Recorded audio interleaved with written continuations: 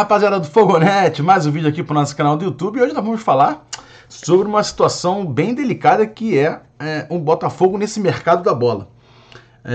A gente sabe que está muito atrasado o planejamento do Botafogo. Faltam pelo menos aí uns 5 reforços, agora que a questão do Manafá aí veio à tona. Muito provavelmente não vai ser jogador do Botafogo mesmo depois de ter sido anunciado. Então o Botafogo está correndo contra o tempo. E quando eu digo correndo contra o tempo, é de verdade. O Botafogo tem até o dia 16 de fevereiro, ou seja, uma sexta-feira, exatamente daqui a um mês. O Botafogo tem um mês certinho para correr e fechar todas essas contratações e inscrevê-las, né, na Libertadores, se quiser utilizar esses jogadores na pré-Libertadores. É isso mesmo. Não tá fácil não. O Botafogo ainda não tem esses jogadores. Não sei em que pé está, se o Botafogo está para contratar ou não esses jogadores. O fato é que falta um mês para o Botafogo não só contratá-los, como também inscrevê-los na competição. Se o Botafogo não inscrever até o dia 16, que é a data limite de inscrição na pré-Libertadores, o Botafogo vai com esse atual elenco até a fase de grupos, se assim eliminar, né, os dois jogos que tem, para os dois adversários que vai ter pela frente, para chegar à fase de grupos. Se o Botafogo não inscrever nenhum jogador, nenhum reforço novo, né, vai com o que tem. Aí, amigos, aí a situação é complicada, né? Vai ser o suficiente ou não? O time titular é bom, mas e o elenco? O elenco com falhas. É o suficiente para vencer a Aurora, o Melgar e passar depois pelo Bragantino, muito provavelmente? Será que esse time do Botafogo é bom o suficiente com o que tem? Já está pronto? E se, por exemplo, um Tiquinho se machucar ou tomar um cartão? Quem joga é o Janderson? Mesma coisa com o Tietê, quem entra é o Newton. E o Eduardo? Entra quem? O Jacob Montes, Diego Hernandes?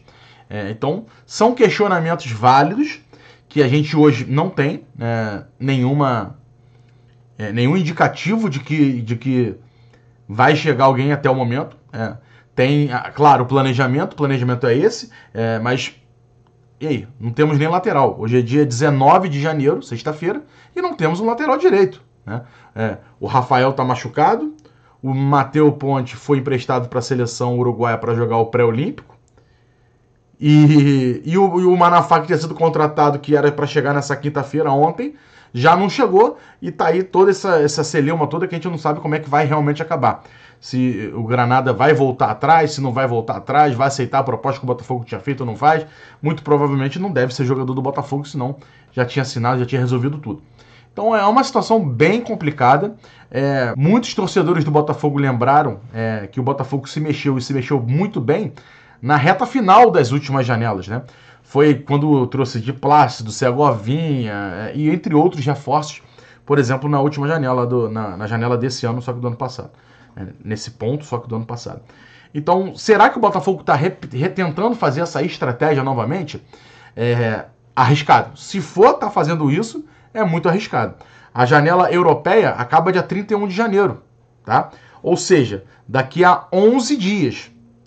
Só que o Botafogo teria, então, 16 dias para iniciar uma negociação, fechar a contratação e inscrever o jogador a tempo na Conmebol para ter esse jogador pelo menos disponível em alguma dos jogos da pré-Libertadores, seja no primeiro ou no segundo do confronto. Então, será que vale a pena esse risco?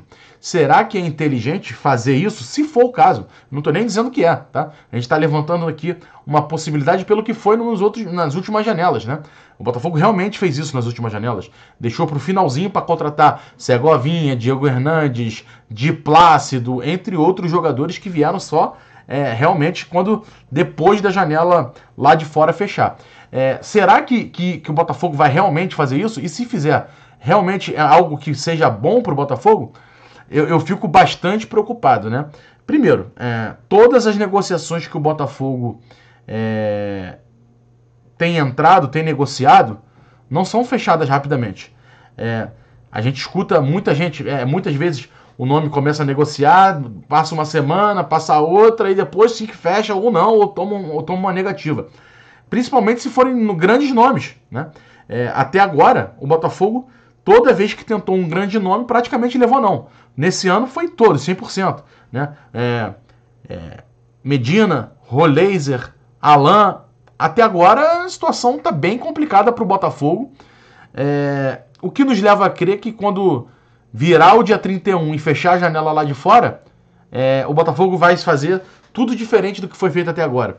Vai agir com uma agilidade e resolver tudo rapidamente e vai conseguir inscrever todos os jogadores para a fase da pré-Libertadores.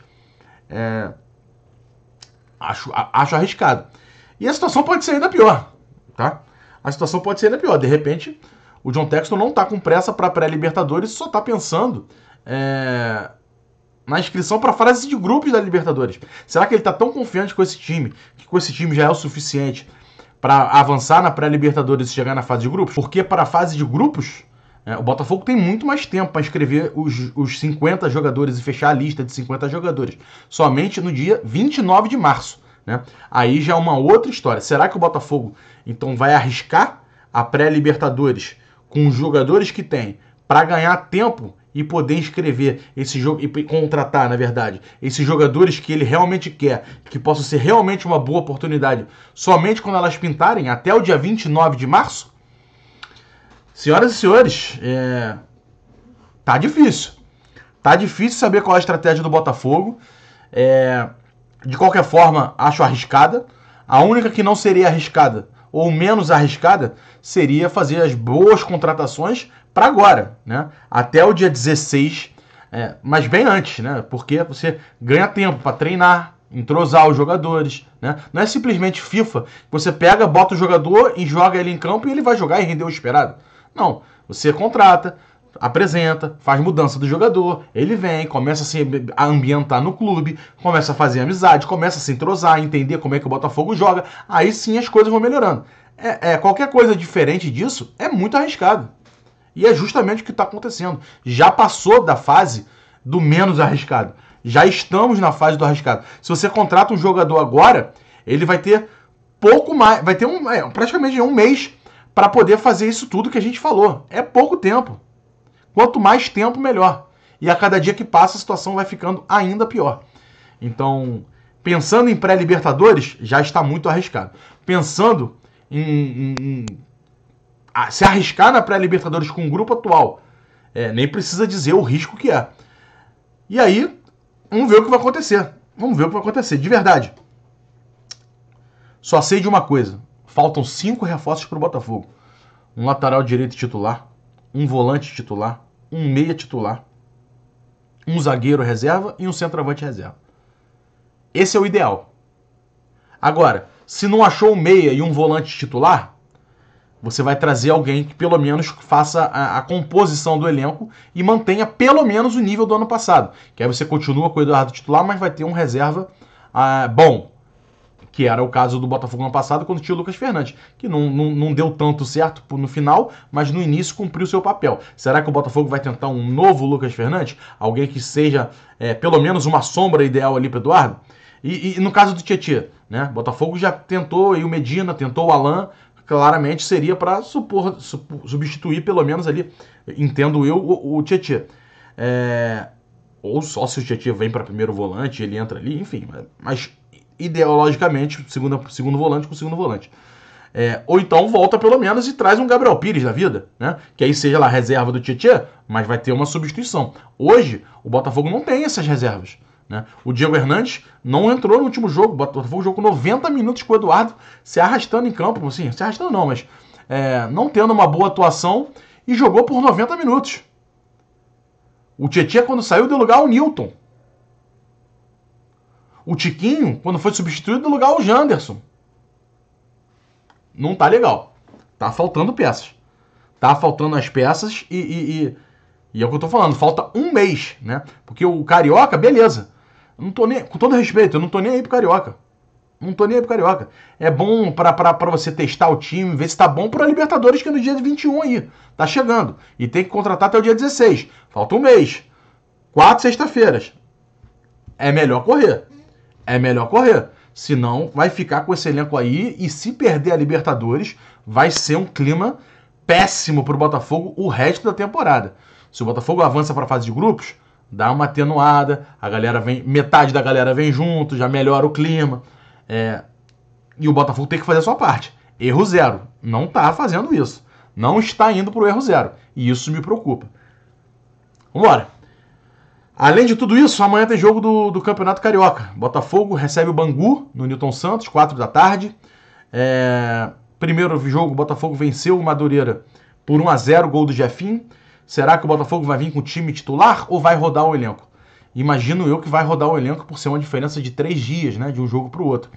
Muito calor, início de temporada, não vejo sentido, por exemplo, o Eduardo, que jogou 90 minutos contra o Madureira, ser novamente titular contra o Bangu, 3 dias depois.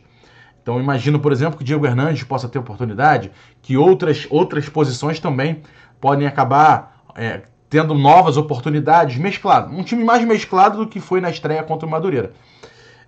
Importante fazer essa mescla, importante fazer alguns testes. O Carioca é justamente para isso. Tomara que nós tenhamos boas respostas, que, por exemplo, o Diego Hernandes, se tiver a oportunidade, jogue bem e a gente fique, pelo menos mais calmo com relação ao substituto do Eduardo, que o Janderson ou o Matheus Nascimento dê uma resposta positiva, porque o primeiro jogo do Janderson foi muito ruim, né? Um nível muito abaixo do Tiquinho e não foi legal. Enfim, vamos ver o que o Thiago Nunes vai nos apresentar neste sábado. E vambora. Vambora. Tá fácil não. Deixa o like, se inscreve aí, ativa o sininho. Um beijo a todos. Estamos de volta amanhã com mais uma live 2 da tarde. Valeu? Tamo junto, um beijão. Fui.